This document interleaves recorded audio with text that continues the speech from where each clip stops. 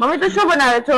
Washing machine નું cover. Washing machine નું cover? હા. તો માપ અને સાઈઝ તને કેવી રીતે ખબર પડી? કસ્ટમર જયારે ઓર્ડર આપે ને ત્યારે એની પાસેથી ઉપર ચોરસ નું માપ લઈ લેવાનું અને ફોટા લઈ લેવાના અને લંબાઈ નું માપ લઈ લેવાનું. બરાબર. તો તું અહીંયાથી મોકલે તો કસ્ટમર ના મશીન પર ફિટ આવી જાય છે?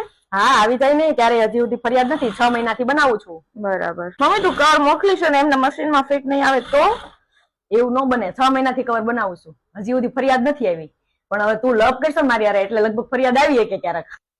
હા, એટલે હું લપ કરું છું એમ ને? આ રીલ બનાવું છું, એડિટિંગ કરું છું, એનું કઈ નહીં. હવે તને પૂછું જ નહીં. જા.